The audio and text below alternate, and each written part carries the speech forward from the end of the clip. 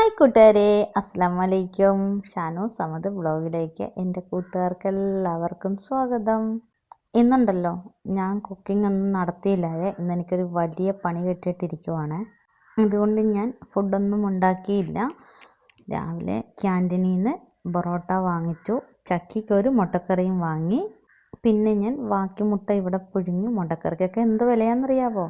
പക്ഷേ ക്യാൻറ്റീനിലെ മുട്ടക്കറി ചക്കയ്ക്ക് ഭയങ്കര ഇഷ്ടമാണ്. അതുകൊണ്ട് ചക്കയ്ക്ക് മാത്രം മുട്ടക്കറി വാങ്ങി.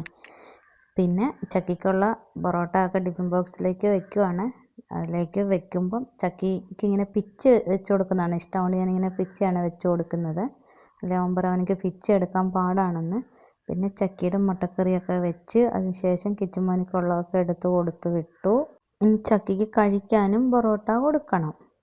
എൻ്റെ കിച്ചണിലെ വാഷ് ബേസിൻ്റെ അടിയിലത്തെ പൈപ്പ് 2-3 തവണയായിട്ട് ഊരിയൊക്കെ പോവുമായിരുന്നു. ഒരു തരത്തിലൊക്കെ എൻ്റെ ഇക്കു അതൊക്കെ ഒന്ന് റിപ്പയറിങ് ചെയ്തൊക്കെ വെച്ച് എനിക്ക് തന്നായിരുന്നു.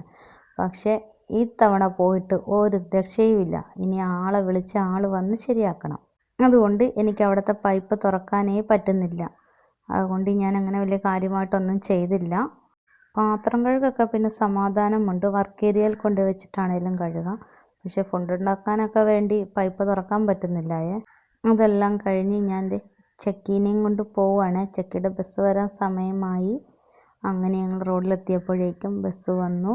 8:50 വന്നുകൊണ്ടിരുന്ന ബസ് ഇപ്പോൾ 8:47 കഴിയുമ്പോഴേ വരും. ഞങ്ങളുടെ സുൽത്താൻ കാക്ക ഇപ്പം ഫാസ്റ്റ് ആകട്ടോ. ഇന്നത്തെ വിശേഷം ഇത്രയൊക്കെയുള്ളൂ. അടുത്തൊരു ബ്ലോഗുമായി വരാം.